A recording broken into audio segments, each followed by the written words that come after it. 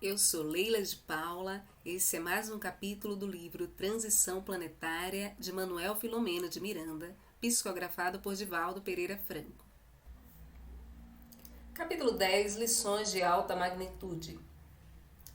O serviço a que nos afeiçoáramos exigia esforço e abnegação, pois quanto mais atingíamos espíritos em grande sofrimento, outros mais chegavam ao grupo em que trabalhávamos.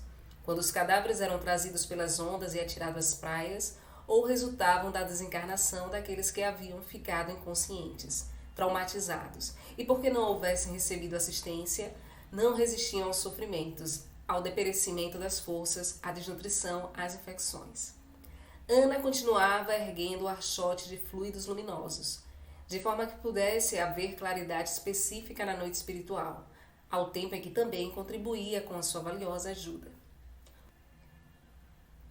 O padre Marcos falava naquele momento a um pequeno grupo de cristãos católicos que ainda se imantavam aos despojos materiais. A sua voz era meiga e gentil, informando-os que a morte não deveria ser vista como uma grande desgraça. Todos, quando nascem, estão assinalados para morrer, enunciou o amoroso, porque esse é o ciclo da vida. O oposto da vida não é morte, mas renascimento. Jesus morreu a fim de que pudesse ressuscitar ao terceiro dia, demonstrando a imortalidade e comunicando-se com os amigos queridos que haviam ficado na retaguarda, aguardando a confirmação das suas palavras luminosas. Graças ao seu retorno é que o Evangelho pôde ser confirmado e a mensagem de que é portador tornou-se a esperança de todos aqueles que sofrem e se encontram à borda do abismo, sem entregar-se ao medo ou ao desânimo. Confiar, portanto, que há um reino além da carne que nos espera a todos. É dever de todo cristão, cuja doutrina se assenta na certeza da vitória da vida sobre o decesso tumular. Enquanto ele falava, Abdu, Ivon, Oscar e nós outros, agora acompanhados por 2 espíritos indonésios que se ofereceram para cooperar conosco, trabalhávamos na liberação dos recém-desencarnados, com os vínculos fortes mantidos com os corpos, na condição de frutos espúrios do materialismo a que se aferravam. À medida que cada um era liberado, embora atento às palavras do sacerdote, experimentava um como vagado e tombava, quase inconscientemente, sendo retirado de imediato do pequeno círculo para a área de transporte. Felizes, continuava o apóstolo da caridade, somos todos aqueles que acreditamos em nosso Senhor Jesus Cristo e que o temos na condição de caminho, verdade e vida. A ele vinculados pelo amor que nos dá sustento às emoções. Morte é vida, infortúnio é bênção, porque nada acontece sem a permissão superior. Enfrentai a tormenta do desespero como seus discípulos, quando na barca frágil ante a tempestade ameaçadora, que temerosos lhe pediram auxílio e ele acalmou os ventos e tranquilizou as ondas. Nele temos o seguro nauta, que conduzirá a barca da nossa imortalidade ao sublime destino da paz. Não temais, pois, permanecendo confiantes, e ajuda-nos a ajudar-vos. Por mais assustador se vos apresente o fenômeno da morte orgânica, a vida é um triunfo sobre todas as injunções, e nada a consegue destruir.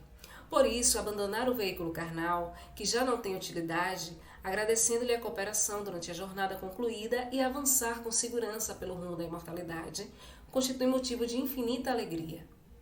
Novamente serão reencontrados os afetos que vieram anteriormente e que vos aguardam, reorganizando as famílias através dos abençoados laços do amor. Portanto, alegrai-vos e confiai, porque as dores afligentes de agora logo mais serão um capítulo do passado vencido.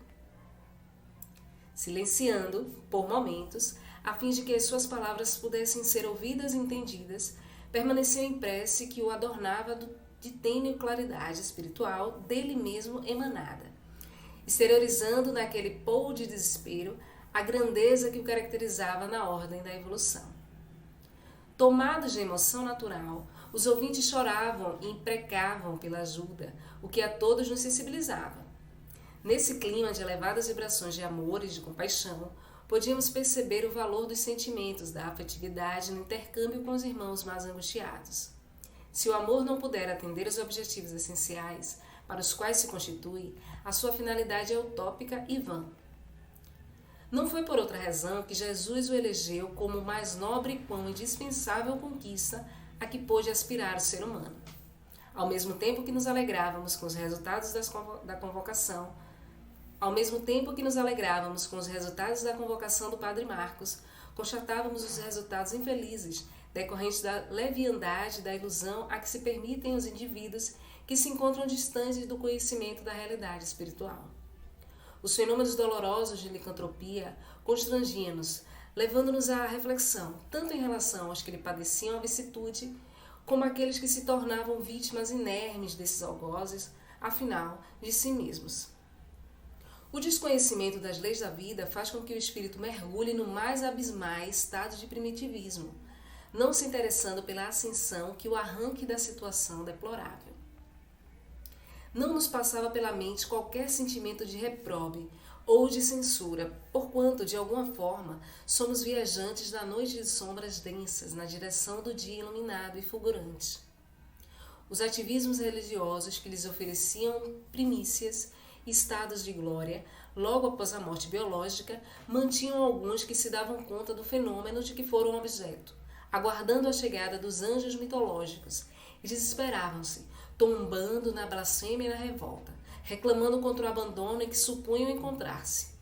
Essa transferência de responsabilidade dos nossos atos para a divindade, além de ser uma atitude profundamente leviana, é muito cômoda, porque proporciona uma visão totalmente distorcida da realidade, transferindo-a para o mundo da fantasia e da mágica, na qual tudo é possível. Somente quando o ser humano desperta realmente para a consciência de si mesmo, das responsabilidades que lhe dizem respeito, é que tem início o processo de descobrimento da verdade e do dever. Enquanto isso não ocorre, a transferência para os outros de tudo quanto lhe diz respeito, seja na ocorrência infeliz, aos demais culpando, ou nas necessidades da evolução, esperando que os anjos da misericórdia por eles operem de maneira sobrenatural e privilegiada, liberando-os do esforço que deve ser empreendido para a autoiluminação. Logo após a peroração do Padre Marcos, o nosso mentor acercou-se-nos e, percebendo as interrogações que bailavam na mente, socorreu-me com alguns esclarecimentos que são preciosas lições de vida. O caro Miranda não ignora, começou ele, suavemente, que todas as ocorrências contribuem para o nosso processo de crescimento na direção de Deus. Até agora, infelizmente, as religiões, embora o imenso respeito que lhes devotamos a todas elas, aliás, ainda muito necessárias, firmam-se em condutas mágicas e não racionais, não responsabilizando os seus fiéis a respeito dos seus atos, que respondem pelas consequências que sempre os alcançam, normalmente em clima de aflição, por causa dos seus conteúdos morais negativos. Apresentando os seus deuses, ou profetas especiais, alguns dos quais vítimas de transtornos de conduta, que mesclaram as informações superiores com os próprios conflitos, dando lugar a revelações castradoras e perversas, propõem-se como responsáveis pela palavra de Deus, humanizando-o e limitando as suas paixões, distante da grandeza imarcensível e infinita do Criador, dando-lhe a aparência de verdades indiscutíveis, mais preocupadas com o exterior, as fórmulas e preceitos do que com o sentimento interno dos devotos. Laboram pela qualidade de adeptos, sem a maior preocupação de os qualificar para a existência breve na Terra. E, a seguir, a imortalidade que, desde o corpo, se encontram mergulhados. Incapazes de entender a casualidade absoluta do universo, elaboram seus conceitos na linguagem pobre das suas necessidades e arrastam as multidões que ainda não sabem pensar, trabalhando-lhe o fanatismo doentio, herança do primarismo espiritual, como um mecanismo de salvação imediata, bastando pequenos esforços humanos para a eterna recompensa, ou, quando isso não é conseguido, a terrível punição eterna, sem a mínima possibilidade de receber-se misericórdia ou compaixão. Apesar disso, informam com empáfia que o Pai todo amor é também todo misericórdia, numa colocação paradoxal absurda. Cambaleiam então no mundo físico esses autômatos da fé, sendo transferidas para o mundo espiritual, as multidões equivocadas e engessadas nas informações equivocadas, assimiladas sem raciocínio e recebida como herança dos ancestrais, que pensam honrar, fixando-se nelas, sem a preocupação, porém, da autoiluminação. Os seus dogmas, os seus cerimoniais, todos elaborados com crueldade, amesquinhando-se o ser humano. Os seus dogmas, os seus cerimoniais, todos elaborados com crueldade, amesquinhando o ser humano, escravizando-nos ao temor e mantendo-nos na ignorância em que se encarceram, sendo muito difícil esclarecer-los nos primeiros tentames, após o decesso tumular. Aquietou-se por um momento, olhando, entristecido, a imensa mola espiritual que estossegava na alucinação e no desespero sem limite, dando continuidade. É nesse estágio do sofrimento que a compaixão dos céus recambia esses sofredores de volta à abençoada escola terrena para o ministério da reencarnação, em expiações severas ou provações rudes, facultando-lhes o entendimento das leis de justiça e dos deveres que devem constituir a pauta de todas as existências. Mesmo negando com ferocidade a doutrina dos renascimentos carnais, isso não impede que ela seja uma lei universal, ocorrendo em toda parte, como bênção de incomparável significado, sem a qual nos manteríamos nas faixas iniciais da evolução, sem chances de desenvolvimento intelecto-moral. Perfeitamente compatível com a lei de progresso que somente ocorre ao longo do processo das experiências pessoais, a reencarnação, a pouco e pouco, faz que o Deus interno desenvolva-se e agigante-se no imo do espírito, emanando a Deus.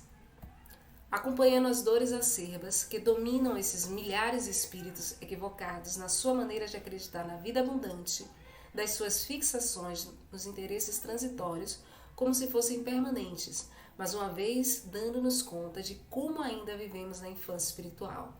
As criaturas terrestres habituadas aos caprichos do egoísmo, sem as gratificações sublimes da solidariedade e do amor. Religiosamente, todos estamos informados de que o túmulo não significa aniquilamento. Portanto, sabemos que a vida prossegue.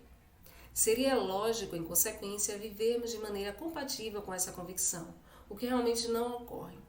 As disputas e fixações materiais de tal maneira se fazem dominadoras em nosso mundo íntimo, que consequentemente ou não, postergamos o momento da partida do corpo, indefinidamente. Quando somos jovens, anelamos para que isso ocorra na velhice, e quando a idade provecta se nos instala, ao sentirmos a aproximação do fenômeno da desencarnação, o medo se nos assenhoreia, levando não poucos de nós ao transtorno depressivo, à revolta ou a outro tipo de desequilíbrio. Bastaria somente alguns momentos de reflexão diária em torno da transitoriedade da vida física para nos prepararmos e aguardarmos com alegria o momento da desencarnação. Qual o encarcerado que não anela pela liberdade e que, vendo o outro que estava na sua cela partir, não deseja também que lhe soe um momento grandioso? E com que júbilo enfrenta quando chega? A metáfora explica bem como nos deveríamos comportar, o que lamentavelmente não ocorre. Dia não muito distante, porém, surgirá em que as religiões serão portas de acessos à vida, e não cárcere na ignorância e no absurdo. Deste modo, lembre-nos que todos os profetas e fundadores de religiões, por mais elevados e nobres, não se equiparão a Jesus Cristo, que os enviou à terra a fim de que diluísse um pouco as sombras da crueldade, para que ele instaurasse nos dias já recuados as balizas do reino dos céus no mundo. Mesmo aqueles que vieram depois do seu advento são ministros do seu reino. Por essa razão veio o Consolador, que ele prometera, para apressar esses dias, o momento da verdadeira comunhão entre as criaturas e o Criador. Não desfaleçamos, portanto, e cumpramos o nosso dever.